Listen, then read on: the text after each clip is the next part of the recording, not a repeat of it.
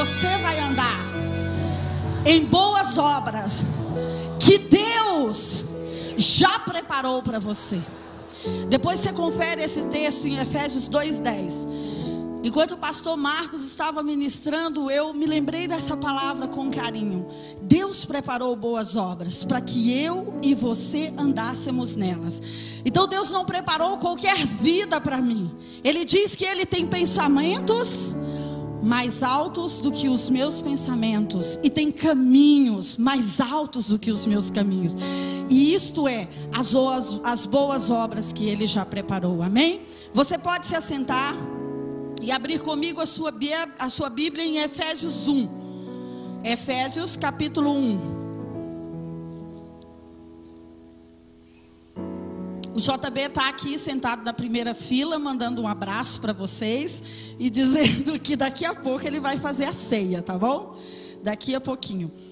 Hoje eu quero trazer uma reflexão para você.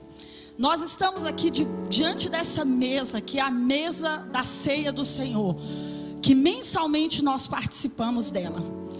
E nós fomos chamados para andar nas boas obras, mas nem sempre nós andamos nessas boas obras. Na maioria das vezes, ou em muitas vezes, nós atravessamos períodos de aridez, períodos de deserto, de sol escaldante, que a gente chama, né, o John Maxwell chama isso tão bem de processo, a lei do processo, para que nós possamos alcançar as boas obras. E hoje eu quero falar para você sobre isso. Existe um texto que, quando se fala de deserto, ou aliás, um termo que, quando se fala de deserto, sempre anda junto, que é o coração. Diga coração. Eu não sou cardiologista, mas eu quero falar do coração hoje, tá bom? Eu não sou cardiologista. Efésios 1, versículo 17, diz assim: Paulo está fazendo uma oração a favor da vida dos efésios, e eu quero fazer essa oração a favor da minha vida e da sua nessa noite. Eu oro para que o Deus de nosso Senhor Jesus Cristo, o Pai da glória, vos conceda espírito de sabedoria e de revelação, no pleno conhecimento dele, iluminados os olhos do vosso coração. Diga, iluminados os olhos do meu coração, para saberdes qual é a esperança do seu chamamento, qual a riqueza da glória da sua herança nos santos, até o versículo 18. Eu quero que você abra comigo aí em Efésios ainda, no capítulo 4, versículo 17. Só algumas páginas para frente, 2 geralmente. Isto, portanto, digo e no Senhor testifico, que não andeis como andam os gentios, na vaidade dos seus próprios pensamentos. Diga, vaidade dos meus próprios pensamentos, obscurecidos de entendimento, alheios à vida de Deus, por causa da ignorância em que vivem, pela dureza do seu coração, os quais, tendo se tornado insensíveis, diga insensível, se entregaram à dissolução, para com avidez cometerem toda sorte de impureza. Paulo está falando aqui à igreja de Éfeso, e era uma igreja, eram cristãos, e hoje nós estamos aqui trazendo essa palavra à comunidade das nações, não para não cristãos, também é óbvio, mas para nós como igreja, porque quem participa da ceia é a igreja, é o corpo. E eu quero que você confira comigo mais uma escritura ainda, Deuteronômio 8. O pastor Paulo gosta desse texto. Acho que eu ouvi bem esse texto aqui, foi em dezembro, janeiro, aqui nos devocionais de manhã. Acho que ele sabe até de cor, né, pastor? Deuteronômio 8, versículo 2 diz assim: recordar-te-ás, chegou lá? Porque eu ainda estou ouvindo folhas. Recordar-te-ás de todo o caminho pelo qual o Senhor teu Deus te guiou no deserto, estes 40 anos, para te humilhar, para te provar, para saber o que estava no seu coração, se guardaria ou não os seus mandamentos. Ele te humilhou e te deixou ter fome, e te sustentou com o maná que tu não conhecias, nem os teus pais o conheciam, para te dar a entender que não só de pão viverá o homem. Diga, não só de pão viverá o homem, mas de tudo o que procede da boca do Senhor viverá o homem. Não só de pão viverá o homem, quer dizer não só de suprimento de necessidades básicas viverá o homem. Eu quero te dar um contexto, ou fazer um pano de fundo aqui. Em Êxodo capítulo 3, nós podemos ver Deus se encontrando com Moisés, ou melhor, Moisés se encontrando com Deus no deserto.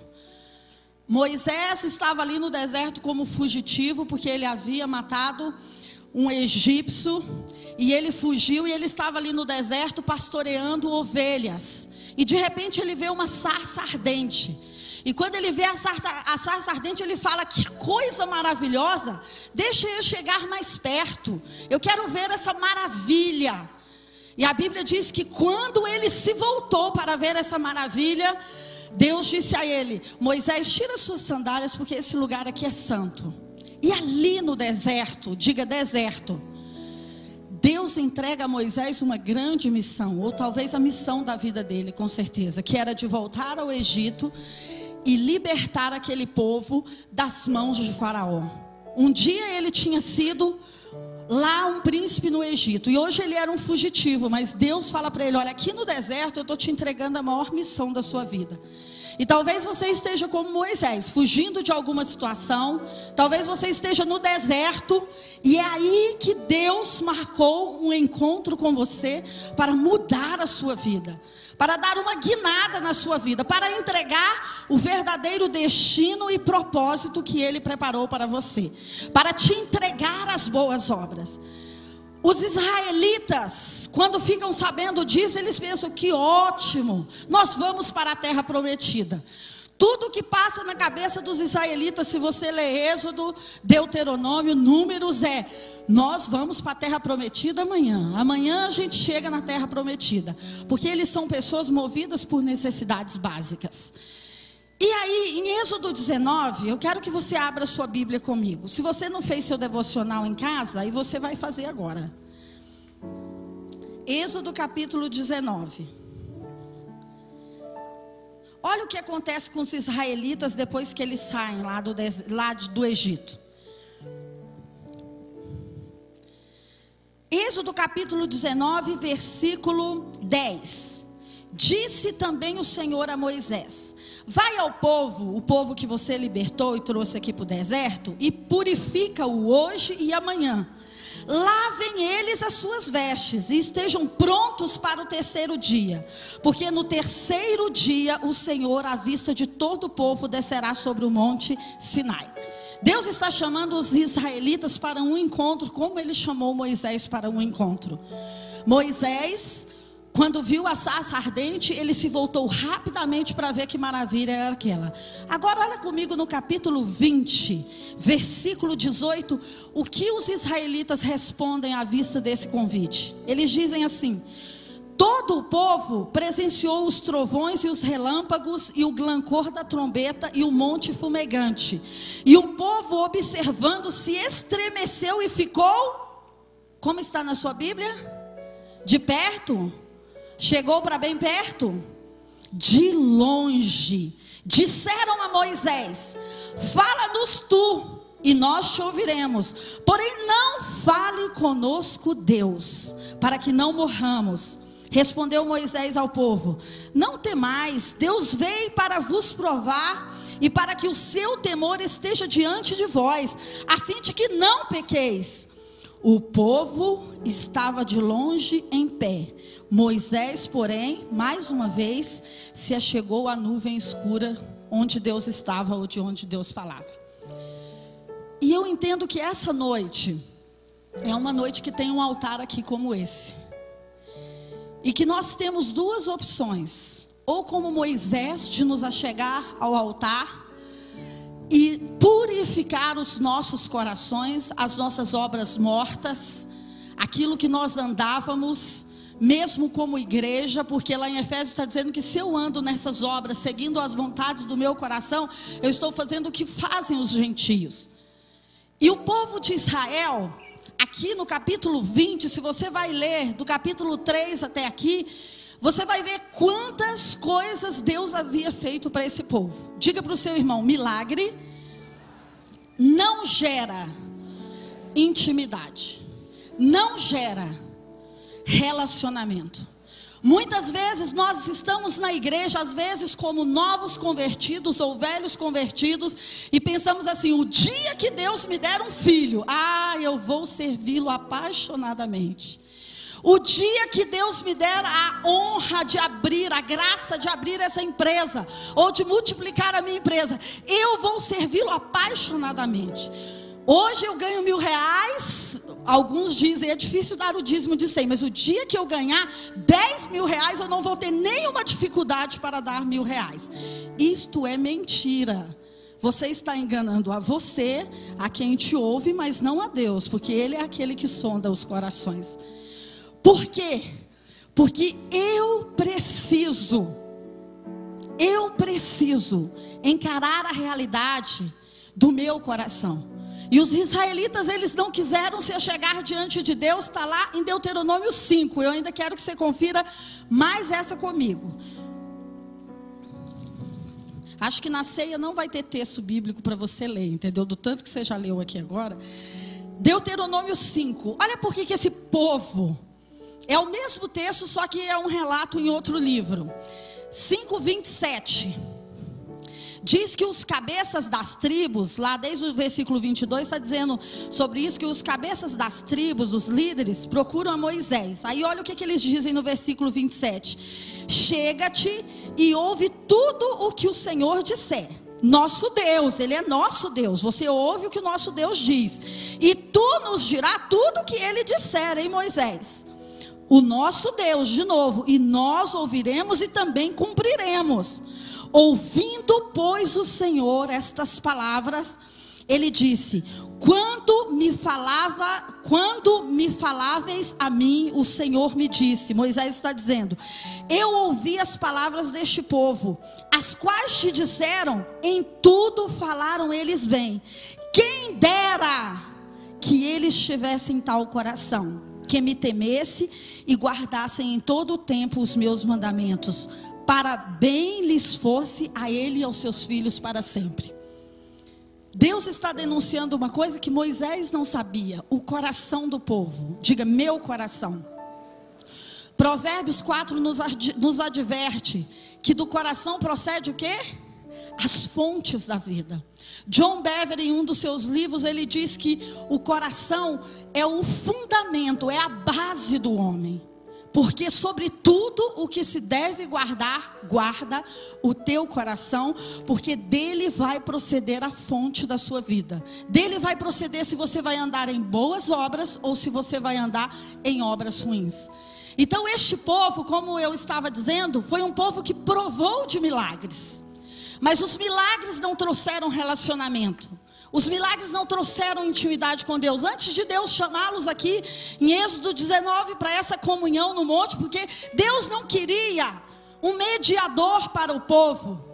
E eu estava pensando nesse texto hoje, porque na aula ontem o JB estava falando que tudo que o sincretismo religioso faz por aí, tudo que o catolicismo e as outras religiões fazem, tem algo a ver com algum princípio certo da Bíblia, né? E aqui, se eu não me engano, é a primeira vez que tem alguém mediando, e que a Bíblia traz esse contexto, pelo menos, que Moisés é um mediador.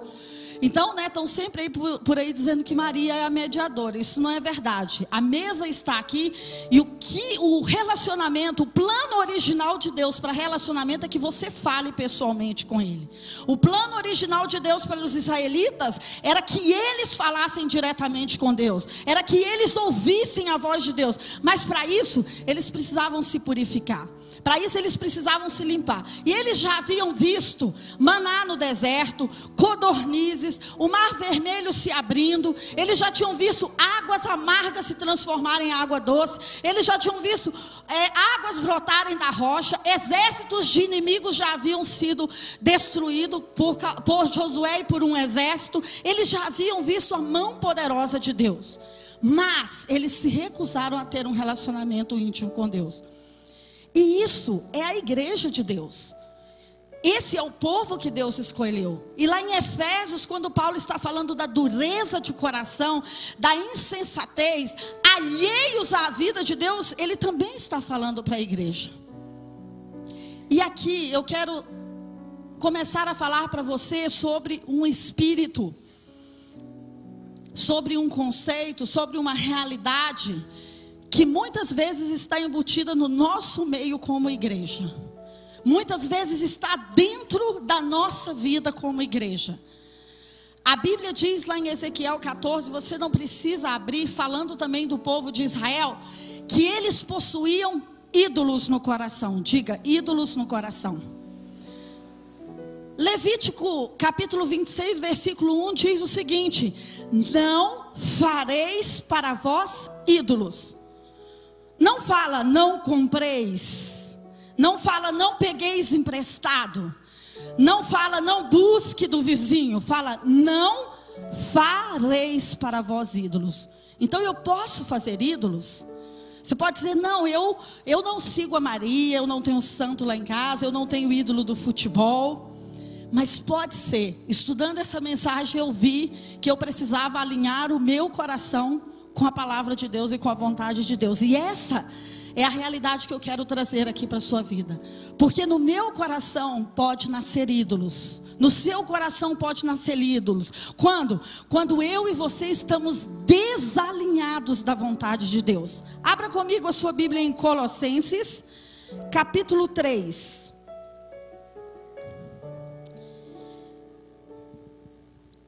Colossenses, Novo Testamento. Fala, não precisava, pastor, eu faço academia de ministros, eu faço academia de mestres, de águias, né? Então não precisava. Se você não faz, o Felipe queria que eu desse um aviso, é que está aberto as inscrições para a academia de ministros, você pode fazer ali atrás. Uma ótima forma de você conhecer melhor a palavra e de você conhecer a visão que Deus tem dado ao pastor JB e aos pastores aqui da Comunidade das Nações. Colossenses capítulo 3. É que eu estou lendo Efésios esses dias, gente, então eu estou apaixonada por Efésios. 3:5 diz assim: fazei, pois, morrer a vossa natureza terrena, prostituição, impureza, paixão lasciva, desejo maligno e avareza, que é idolatria. Pergunta para o seu irmão aí do lado, o que é avareza? O que ele respondeu? É idolatria? Fala, é óbvio, está escrito aqui, né? Avareza é quando nós temos no nosso coração um desejo exagerado por adquirir coisas, por adquirir pessoas, por adquirir possessões supostamente boas, mas que não estão alinhadas à vontade de Deus. Então a Bíblia está dizendo que eu começo a construir assim ídolos, porque a avareza é idolatria, e eu começo a construir ídolos no coração todas as vezes que eu tenho um desejo apaixonado, que eu tenho um desejo ardente, que eu tenho um desejo onde eu quero gastar minha energia, mas que Deus já me disse não para aquilo. Mas que eu fico assim como Balaão. Você lembra da história de Balaão em Números 22? Balaão era um profeta do Senhor, mas quando Balaque faz a proposta de muito dinheiro, ele sabia que ele não podia amaldiçoar o povo de Deus. Era óbvio, era lógico, porque Deus já havia o colocado como profeta sobre aquele povo para abençoar. Ele falou, mas deixa eu perguntar para Deus para ver o que ele acha dessa ideia. Isso é ídolo. Ídolo no coração é todas as vezes que eu tenho algo, que eu desejo algo, que eu gosto de algo, que eu sou apaixonado por algo, no lugar de Deus. que eu falo, Deus, eu quero muito isso aqui. E que eu começo a negociar as verdades da palavra de Deus para que Jesus me sirva ao invés de servir a Jesus. Que eu faço as minhas listas, os meus planos e falo, Senhor, eu vou fazer 40 dias de jejum, eu vou fazer campanha, eu vou fazer isso, mas eu quero que isso se cumpra sobre a minha vida. Não é pedir e dar-se-vos-á. Vai estudar o contexto, que você vai saber que isso é para quem primeiro guarda nos seus corações os meus mandamentos. Então a Bíblia está falando que eu posso ter ídolos no coração quando eu sou uma pessoa avarenta. E avarenta, geralmente a gente pensa, é aquela pessoa que é gananciosa por dinheiro, que quer lucro a qualquer custo. Não, é aquele que quer lucro a qualquer custo da vida. É o descontente. É aquele que não está contente com o que Deus te deu. Você não deve ser acomodado. Você tem que querer andar nas boas obras, mas nas boas obras que Deus preparou para você. Não nas boas obras que você acha que é boas obras. Por quê? Porque os pensamentos dele são maiores do que os seus pensamentos. Os caminhos dele são maiores do que os meus caminhos. E todas as vezes que eu quero suprir uma necessidade minha, diga necessidade. Quantos aqui tem necessidade? Se você não tiver, eu vou levantar as duas mãos, porque eu tenho várias, entendeu? Todo mundo tem necessidade, mas todas as vezes que você quer suprir a sua necessidade fora, desalinhado com a vontade de Deus ou com a palavra de Deus, isso é uma avareza, isso é uma idolatria. E a Bíblia diz lá em Ezequiel 14, depois você pode conferir, que essas pessoas que têm ídolos no coração, essas pessoas que querem os seus desejos a qualquer custo, elas vão ter os seus desejos. Deus diz para Ezequiel, pode falar para esse povo que eles vão ter o que eles querem. Para quê? Para que eu o apanhe naquilo que faz mal para eles. Salmo 78, você pode conferir depois também. A Bíblia fala que uma das coisas que o povo de Israel pediu para Deus foi codornizes. Não, nós queremos carne. No Egito tinha carne, agora você fica mandando maná. Não, eu quero carne. Quantos gostam de carne? Eu amo picanha, entendeu? Então eu gosto de carne, então eu imagino que era comer maná todo dia. Mas o povo queria carne. E a Bíblia diz que eles ficavam falando no ouvido de Moisés e no ouvido de Deus, é óbvio que queriam carne. E Deus falou, tudo bem, eu vou abrir, está lá no 78, você pode conferir que abriu-se um vento, 78 ou 76? Já te falo. 78 mesmo. Abriu-se os céus e choveu aves, e eles recolheram aquelas aves e eles comeram. Mas o salmista diz, eles não refrearam seus apetites. Diga, refrear os apetites.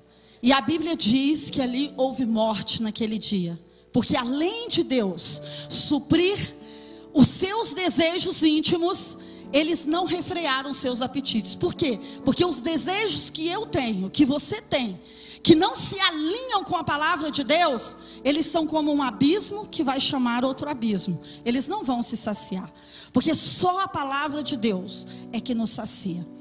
Uma outra história, aparentemente boa, é a história do rei Uzias. Está em Isaías, em 2 Crônicas. Ele foi rei aos 16 anos e a Bíblia diz que ele buscou o Senhor. Porque uma pessoa para ser rei, já pensou, alguém para ser presidente da república aos 16 anos, tinha que buscar o Senhor, né? Para guiar o povo. E ele buscou apaixonadamente ao Senhor. Mas a Bíblia diz que depois que cresceu o império, o poderio dele, ele falou, eu mesmo vou lá no templo oferecer a Deus incenso. Eu sou o rei, Deus me abençoou de tais e tais maneiras, eu vou fazer algo. Eu tenho esse desejo de entrar lá como no lugar do sacerdote. E só o sacerdote poderia oferecer incenso. E a Bíblia diz que quando ele está com o incensário na mão, o sacerdote chega e fala, rei, você não pode fazer isso. E ele se indigna, e naquela hora ele é tomado de lepra. Porque eu não posso fazer coisas, ainda que supostamente boas, ao meu bel prazer, a minha vontade. Porque existe uma vontade soberana. Efésios 1, quando Deus planejou a sua vida e mandou você aqui para essa geração, para esse tempo que Paulo e Jesus chamam de tempos difíceis, essa é uma geração que eles chamam assim, Por quê? Porque os homens seriam entregues aos seus prazeres, porque dentro da própria casa de Deus existiriam muitas coisas que nós precisaríamos vigiar para não cair. Então ele diz que quando Deus mandou você para essa geração, Ele já te abençoou com toda sorte de bênçãos. E que você não precisa ficar procurando por essas bênçãos passageiras, porque a avareza é aquilo que é passageiro. Você já viu como é uma criança de 3 anos, 2 anos? Ela quer a qualquer custo uma coisa. Ela não quer esperar. O crente imaturo, o crente que faz a vontade do coração, o cristão que tem o seu desejo no lugar do desejo de Deus, é aquele que quer fazer a sua vontade antes da vontade de Deus. Diga para o seu irmão: prefira fazer a vontade de Deus antes da sua vontade. Deus é aquele que criou você e que fez um manual para que você funcionasse bem. E Ele não fez você para que você guiasse a você mesmo. E todas as vezes que você deixa as suas vontades, os seus prazeres, que eu deixo os meus desejos na frente da vontade de Deus, quem está guiando a minha vida, como aquele povo de Israel, sou eu e você. Nós somos o Deus. Nós falamos: não, nós vamos nos assentar no trono.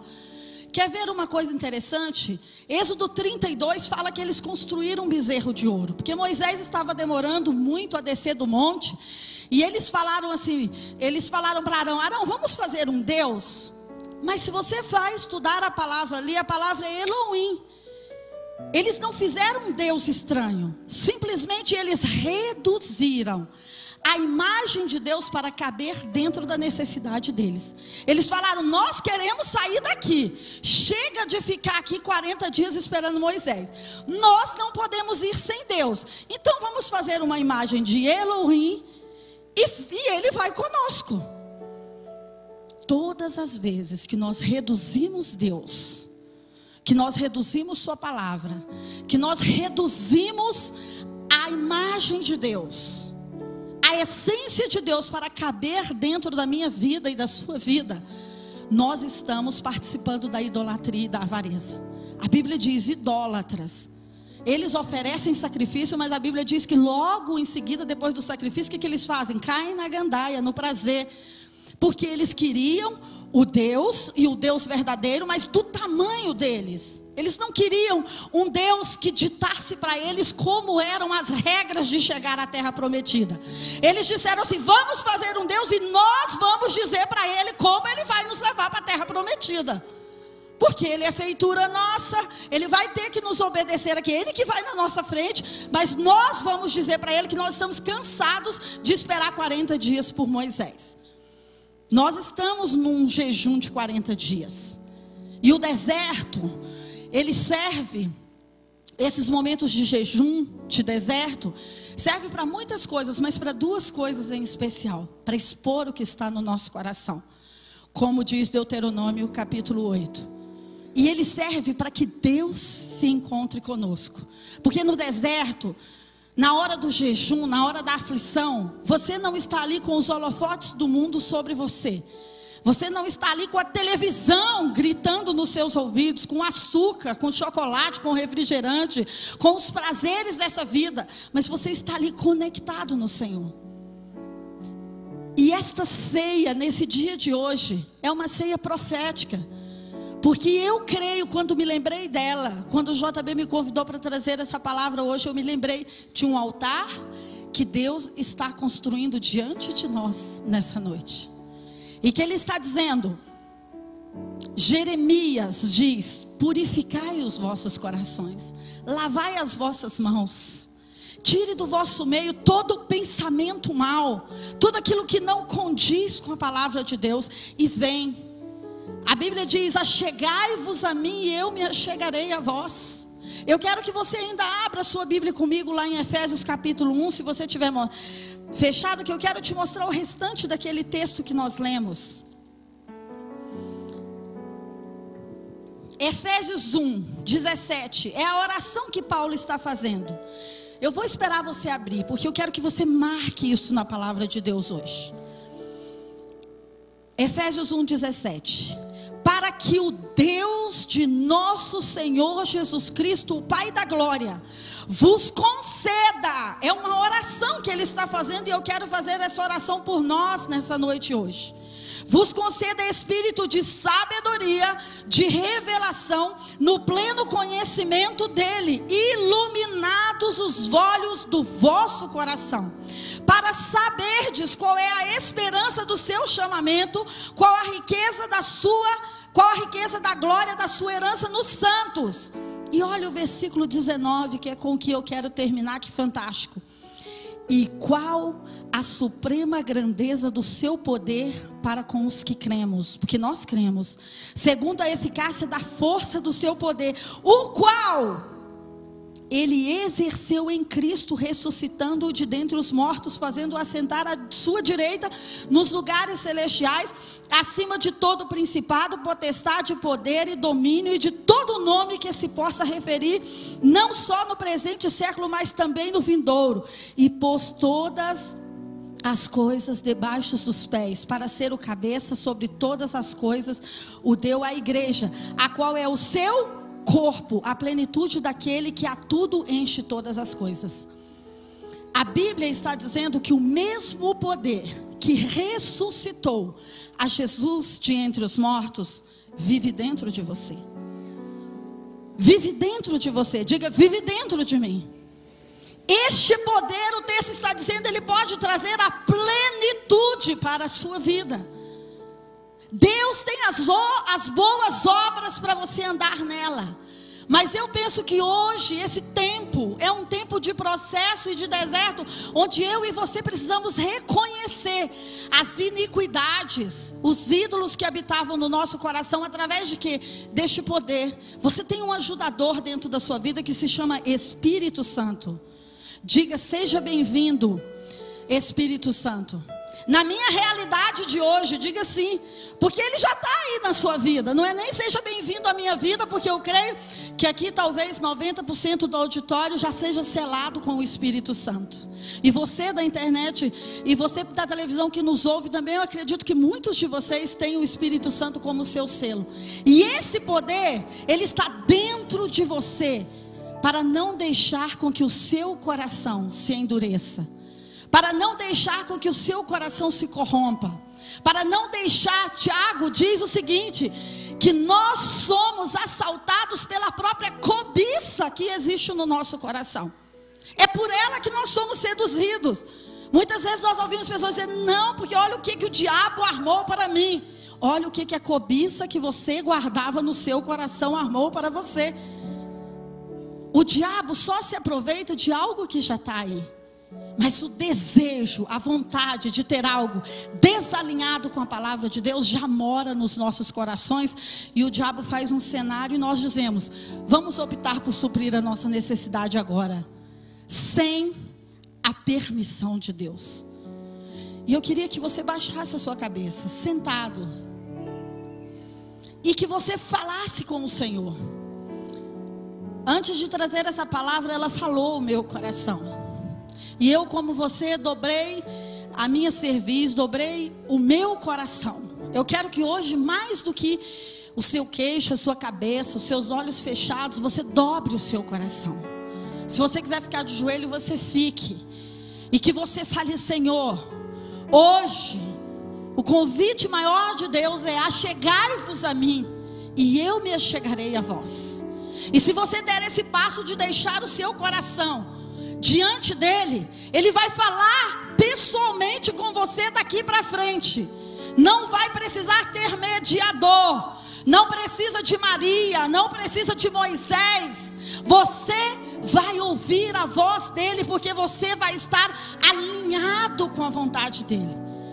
E o Espírito Santo que habita em você, a palavra de Deus diz que habita em mim, este me ensinará todas as coisas, este me instruirá o caminho que eu devo andar.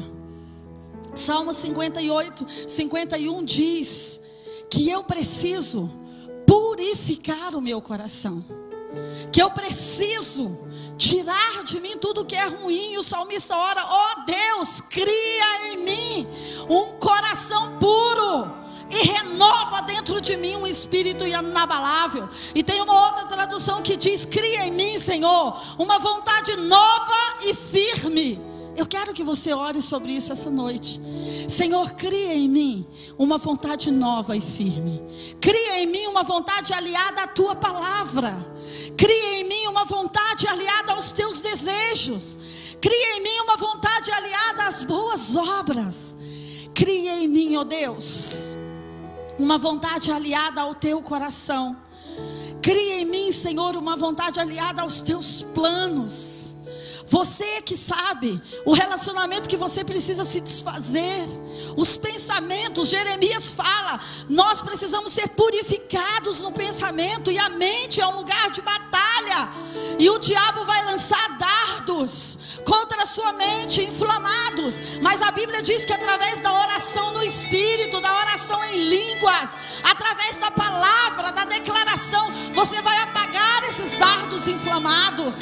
Então é uma opção sua deixar esses pensamentos continuar povoando você ou não. Mas hoje eu creio que uma palavra está sobre a nossa vida, que está lá em Ezequiel, e eu quero que você a ouça com o coração dobrado diante de Deus. Deus me levou a esse texto hoje, quando eu estava pensando nessa palavra. Então eu, o Senhor, aspergirei água pura sobre vós nessa noite, e ficareis purificados de todas as vossas imundícias, e de todos os vossos ídolos eu vos purificarei.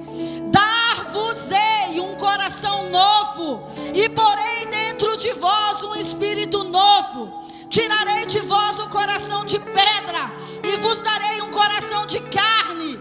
Porei dentro de vós o meu espírito, e fareis que andeis nos meus estatutos, nas minhas boas obras, guardeis os meus juízos e observeis.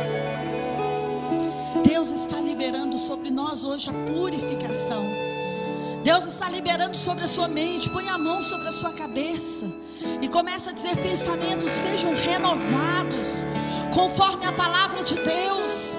Põe a mão no seu ventre, no seu coração, e diga: Espírito Santo, tu tens a liberdade para promover toda a tormenta que for possível em mim, mas arrancar de mim tudo aquilo que procede de mim. Eu quero me alinhar à vontade de Deus. Seja a sua oração hoje. Deixe os seus planos diante dele. Deixe os seus caminhos. Deixe os seus negócios diante dele.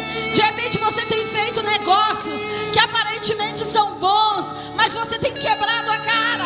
Por quê? Porque você não tem se alinhado com a vontade de Deus. Porque você não tem esperado pelo melhor.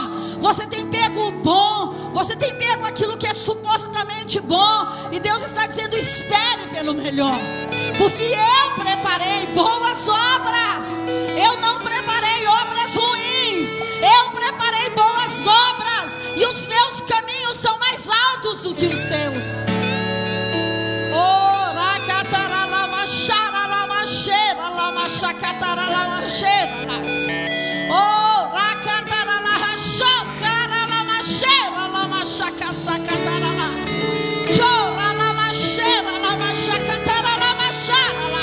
Espírito Santo,